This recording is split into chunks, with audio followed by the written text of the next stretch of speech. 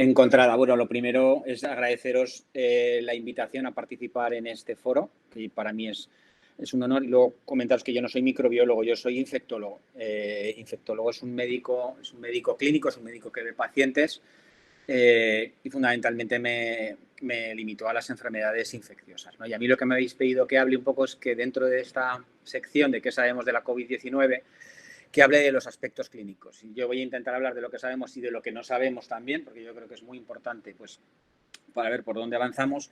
Y quería empezar un poco explicándoos qué es esto de los aspectos clínicos, ¿no? Pues un médico clínico es un médico que ve pacientes y que más o menos esta es la perspectiva que yo os voy a dar. Es la perspectiva de una persona que observa la realidad de la enfermedad tal y como afecta a los pacientes, que lógicamente a la hora de tomar sus decisiones tiene que utilizar o basarse en contextos, informaciones, conocimientos básicos, pero básicamente lo que yo os voy a dar es lo que yo observo y bueno, y cómo a partir de las observaciones pueden surgir hipótesis que tienen que ser comprobadas o refutadas.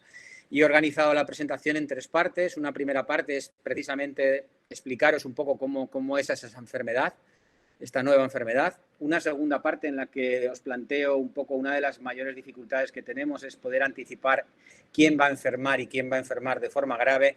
Y finalmente unos cuantos detalles sobre el tratamiento. Por una parte, decisiones terapéuticas para que os pongáis en nuestra piel y por otro lado, por las poquitas cosas que sabemos en este momento. En cuanto a las características de la enfermedad, deciros eso, que COVID-19 es una infección primariamente o principalmente respiratoria, pero que tiene una potencial afectación sistémica. Sistémica quiere decir de otros órganos distintos de los respiratorios.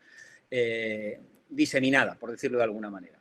Por ser una infección, produce síntomas que nosotros denominamos inespecíficos y que prácticamente cualquier infección puede producir. Fiebres, mialgias, que son dolores musculares, cefalea, que es dolor de cabeza, no dolor muscular, perdón, y astenia o cansancio. Estos síntomas son sumamente inespecíficos, ¿vale? Y no nos indican nada de la enfermedad. De cualquier infección con una mínima repercusión te produce estos síntomas. En segundo lugar, como he dicho, es una infección fundamentalmente respiratoria y los síntomas respiratorios se manifiestan en función de la parte del aparato respiratorio que se afecte. De más alto a más bajo, en función de la topografía, cuando se afecta la nariz y se inflama la nariz, pues hay rinorrea, que son mocos, odinofagia, dolor de garganta, y sobre todo los síntomas que más nos preocupan a nosotros es la tos y la disnea. La disnea es el ahogo. Para nosotros ese es el síntoma guía y el que marca de todos los síntomas la mayor gravedad del paciente. Y además hay otros dos, esto también es común a muchas infecciones respiratorias, a todas las infecciones respiratorias, víricas fundamentalmente, porque su mecanismo de entrada y progresión es el mismo, del epitelio alto, que es por donde entra, al epitelio bajo. Pero hay 2 síntomas que son muy específicos de COVID y que no son tan frecuentes en otras infecciones, como son la anosmia, alteración del olfato, o la disgeusia, la alteración del gusto. Y esto hace que una persona con síntomas de infección respiratoria, si además tiene estos 2, la probabilidad de que estemos ante un COVID es muy, muy elevada. Y finalmente, la COVID tiene capacidad de afectar a múltiples órganos. Por eso decimos que tiene una capacidad o un potencial sistémico. Y una parte importante de esta capacidad de afectación de otros órganos es por el hecho de que se produce una inflamación del endotelio. El endotelio es no se puede decir estrictamente que sea un órgano, no es un hígado, no es un bazo, pero es un tejido que está presente en todos los órganos del cuerpo, porque todos los órganos del cuerpo están irrigados por vasos. Y no es que el endotelio de un vaso sea específicamente distinto al de otro, son muy similares. Por lo tanto, si hay una afectación endotelial, hay muchos órganos que pueden verse afectados en su... Bueno, luego lo comentaré, cómo se pueden ver afectados. La COVID puede tener manifestaciones de sistema nervioso central, de corazón, de hígado, de riñón, de intestino.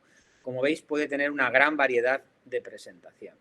Y esto en parte se debe a la ubicación de los receptores celulares, de los receptores en la célula humana, que utiliza el virus para entrar en las células. Sabéis que los virus en sí mismos no tienen una capacidad de supervivencia, necesitan células de los huéspedes a los que infectan. Entonces es necesaria esa interacción entre el virus y un receptor humano para que se produzca la entrada. Ese receptor es el receptor de la enzima convertidora de angiotensina. Y, por favor, en principio ese apaguen los micrófonos, por favor. Sí, ese receptor tiene una grandísima ubicuación, es muy ubicuo, está ubicado en múltiples órganos. Está aquí marcado y bueno, ese es el proceso. Como he dicho, a nosotros el órgano que más nos preocupa de afectación en COVID por gravedad y por gravedad en la mayor parte de la gente que está grave, puede haber gente que esté grave porque tenga una miocarditis, una infección del corazón o porque tenga una hepatitis grave, es muy grave, pero afecta a una minoría de personas. La gravedad en masa de los pacientes COVID es respiratoria. Y esta es la imagen, una radiografía de un paciente con un COVID grave. Probablemente esté en la UCI, está monitorizado y tiene una afectación difusa del pulmón. Ese pulmón debería ser negro y no es negro. Y todo lo que no es negro no es aire. Es que el alveolo, el espacio aéreo, está ocupado por una sustancia que tiene más densidad que el aire. ¿Vale? Y en esta diapositiva se refleja más o menos qué es lo que ocurre, ¿no? En la mitad de la derecha del alveolo, la mitad izquierda es el alveolo normal, se ve como cuando el virus entra en la célula epitelial se produce una inflamación, un reclutamiento de células inflamatorias que libera una serie de sustancias que tienen una serie de efectos sobre las células infectadas y sobre las células adyacentes. Hay un aumento de la permeabilidad de la barrera donde se produce el intercambio gaseoso. Ese aumento de la permeabilidad hace que salga líquido fuera de los vasos, que son los que tienen líquido en condiciones normales y que ocupen el alveolo. Eso es lo que se ve blanco. Además, contribuyen a que esta inflamación que se está produciendo se produzca una hipercoagulabilidad, se produzca una coagulación de la sangre, trombos, que es otro de los mecanismos fundamentales de esta enfermedad. Entonces, en un epitelio pulmonar infectado se produce una serie de cambios que van produciendo un daño que se puede ir aumentando en cascada, ¿vale? Fijaos que he puesto un aspa ahí, ese aspa es mía, no es del dibujo, no es del dibujo, y que es la tormenta de citoquinas, y la he tachado voluntariamente. Luego os contaré por qué. Curiosidades, ¿no? Yo quiero también contaros un poco de curiosidades. Sois científicos, la curiosidad yo creo que es la principal virtud del científico, ¿no? Y deciros que esta enfermedad tiene una característica respiratoria importante, es que un paciente que está varias características. Una de ellas es que su mecánica respiratoria puede mejorar de una manera radical simplemente con dar la vuelta al paciente, con que se ponga en una posición que se llama de cúbito prono. De estar boca arriba a estar boca abajo, un paciente puede aumentar significativamente la oxigenación de la sangre.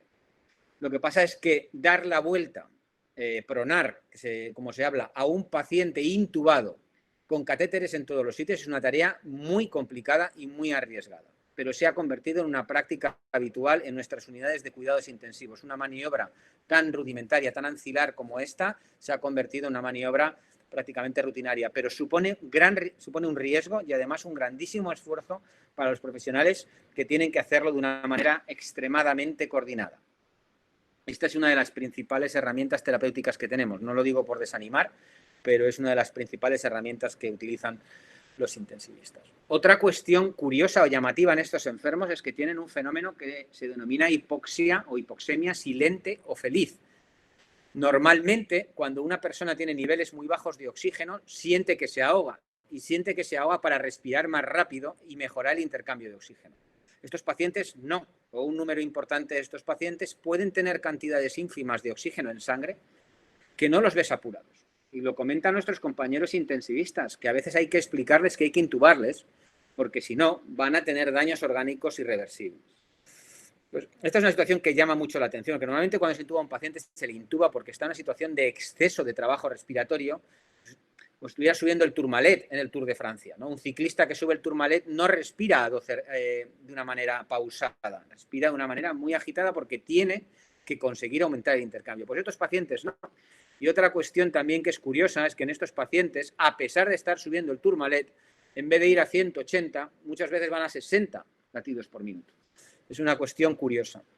Y probablemente esto tenga que ver con que el COVID, o la COVID, o el virus, tiene un cierto tropismo por el tejido neural. Y además, dentro del tejido neural, cuando se han hecho autopsias del sistema nervioso central, se han visto que tiene especial tropismo por áreas del tronco de encéfalo que regulan un poco estas respuestas autonómicas o automáticas del cuerpo ante determinados estímulos. ¿Vale? Pero son situaciones que no habíamos visto hasta ahora. Estos conceptos o eran muy marginales o por lo menos solo lo conocían un número muy reducido de médicos y ahora se han hecho pues generalizados. Y finalmente, yo creo aquí en la parte clínica deciros que una de las claves, como ya he anticipado anteriormente, es la afectación endotelial. El endotelio es un tapiz que recorre la cara interna de los vasos sanguíneos por donde discurre la sangre. Tiene que ser sumamente suave, tiene que ser sumamente una pista de patinaje, por decirlo de alguna manera, porque si no es una pista de patinaje, se producen trombos, se producen coágulos, se producen trombos y coágulos, la sangre no llega a donde tiene que llegar. Y eso puede producir problemas en cualquier órgano o sistema, ¿no? Entonces, una de las principales características que tiene esta enfermedad es que puede producir una afectación endotelial, una endotelitis, que no sabemos por qué algunas veces afecta más a unos órganos o afecta más a otros órganos. ¿Vale? Esta era la primera parte que os quería comentar, un poco lo que yo como clínico, médico que ve pacientes, os puedo decir que observo, ¿no? Y comentaros, ¿no? Luego al final la tercera parte sobre ciencia, ¿no? Un poco, habrá alguna reflexión, que los médicos clínicos también son científicos. No son científicos de pipeta, no son científicos de genoma, pero son científicos. Nosotros tenemos que generar hipótesis. Tenemos que encontrar explicaciones por qué es, ¿vale? Y esta es una faceta que nuestro sistema sanitario ha descuidado.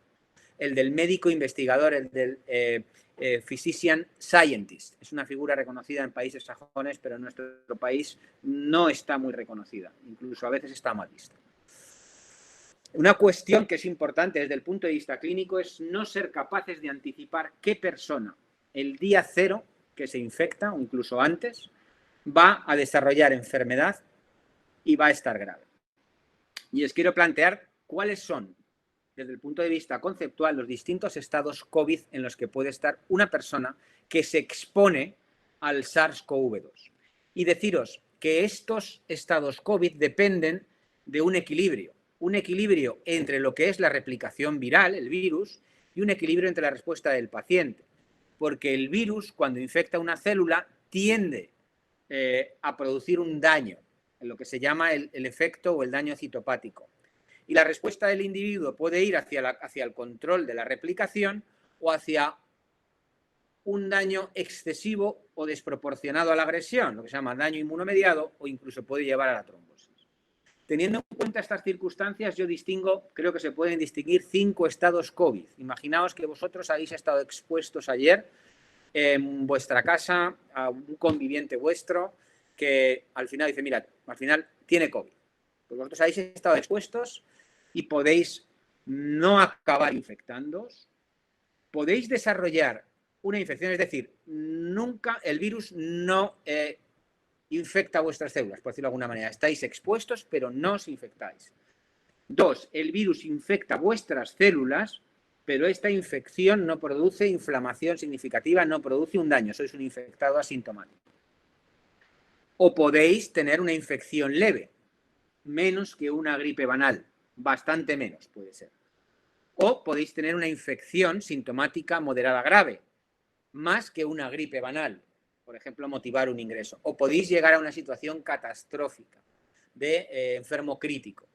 Es verdad que esta última es la punta del iceberg, es una punta pequeña cuando estamos hablando de enfermos, una punta pequeña, y la anterior también es una punta pequeña, pero cuando se infectan grandes proporciones de la población, esto es muy relevante. ¿Os acordáis cuando al principio se hablaba de la mortalidad del coronavirus? Decían, no, si es un 3%, si es menos que la gripe, pero si se infectan 1.000 millones de personas, un 3% puede desestabilizar el planeta. Porque la mortalidad es la punta del iceberg, y debajo de la punta del iceberg hay muchos otros problemas, ¿vale?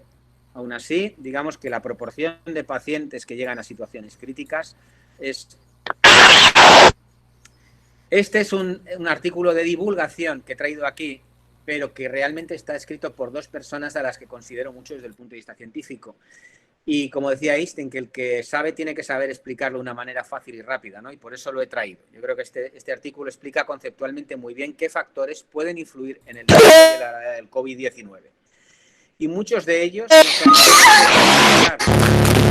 no podemos para ni hacer experimentos para tratar de demostrar. Tenemos que analizar la realidad que tenemos delante de nosotros. En primer lugar, por favor, apagar los micrófonos. Gabriel y la Santos, dosis por del favor. virus. ¿Vale? La dosis del virus influye. Hay un trabajo interesante del ejército suizo que a partir de abril decidieron que usaban mascarilla en todo el mundo. Y antes no, nos pasó a todos, ¿no? Y miraron qué porcentaje de pacientes que desarrollaban COVID tenían infección y la intensidad de los síntomas. Y en el periodo tras inicio de utilización de mascarilla universal, la intensidad de los síntomas era más bajo. Probablemente el inóculo sea importante. La vía de infección también es importante. No es lo mismo infectarse por contacto al tocarte la conjuntiva que probablemente recibir un gran aerosol que te llegue hasta el alveolo de entrada. Seguro que existen factores genéticos de susceptibilidad no inmune, probablemente vinculados con los receptores. Por ejemplo, en el caso de los pacientes VIH, los que tienen una determinada variante de los correceptores no se infectan. Aquí seguro que puede pasar lo mismo en cuanto al número, características o distribución de receptores. Por supuesto que el los factores de violencia.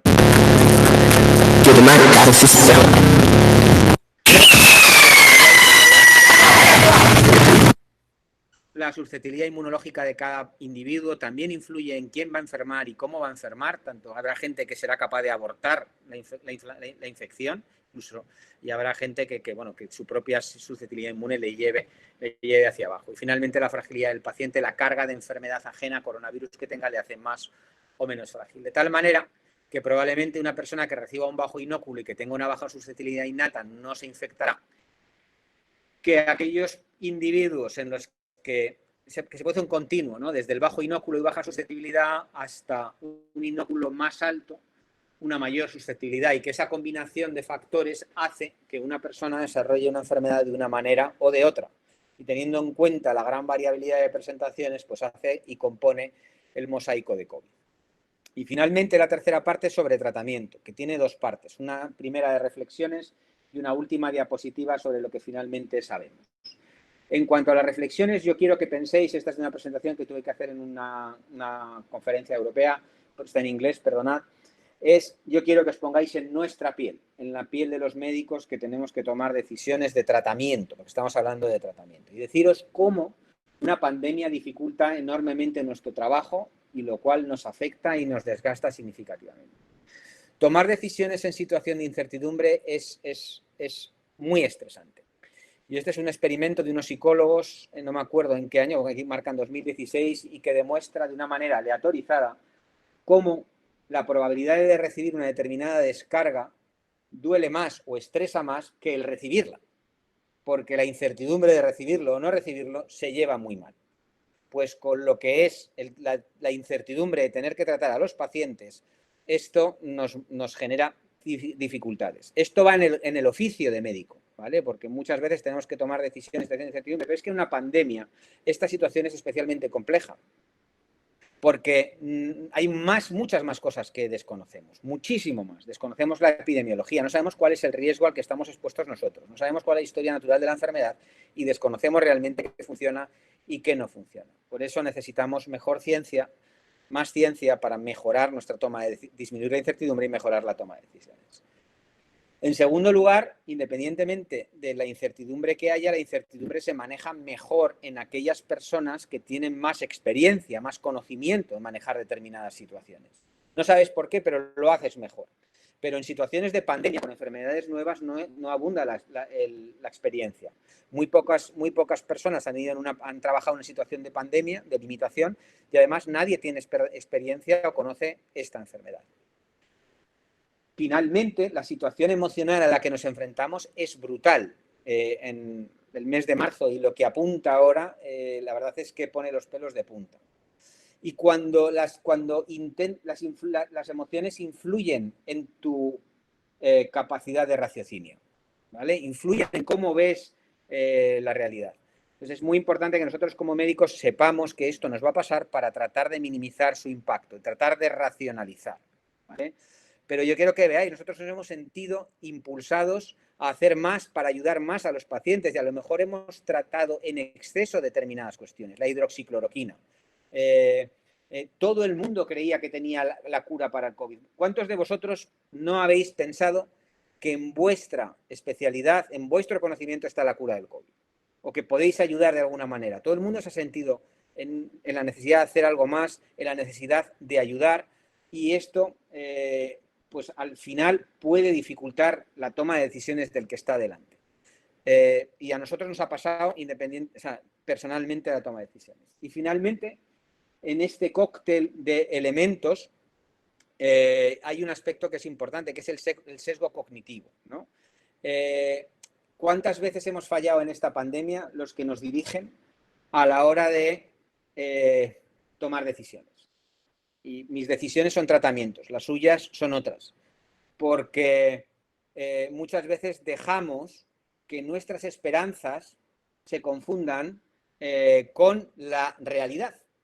Y cuando tú tomas decisiones basadas en tus esperanzas, si estas se separan de lo que pasa en la realidad, pues entonces te metes un buen golpe, ¿no? Es lo que se llama, pues, el motivated reasoning, ¿no?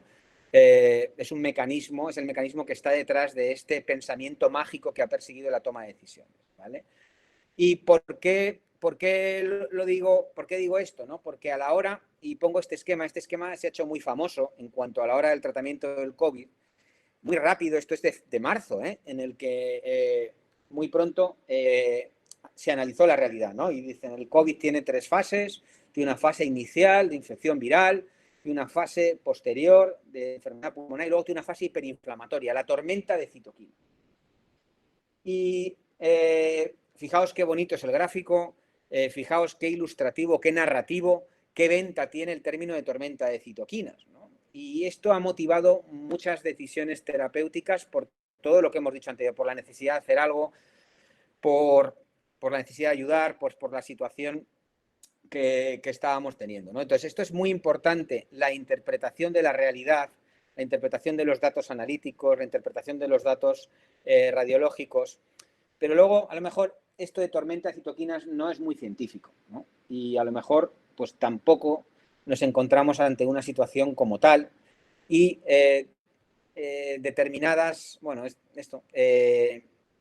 tenemos que intentar compartir una visión común antes de impulsar o tomar determinadas decisiones terapéuticas. Es decir, tenemos que tener una visión ecléctica, mezclada, ¿no? Y equilibrada, ¿vale? Y finalmente está el tema de la escasez, que no lo había nombrado. ¿Y qué es lo que no falta en una pandemia? Escasez.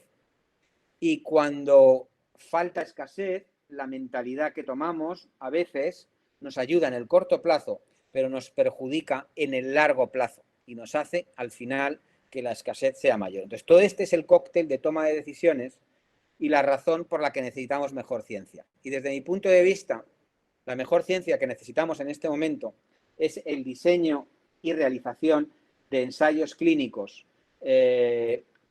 a partir de hipótesis generadas con vuestra información, con vuestra ciencia básica, ¿vale? El clínico tiene una observación, esa observación debe soportarse en un conocimiento científico, tiene que ser plausible, tiene que ser demostrable, pero al final tenemos que demostrar si funciona o no funciona, ¿vale?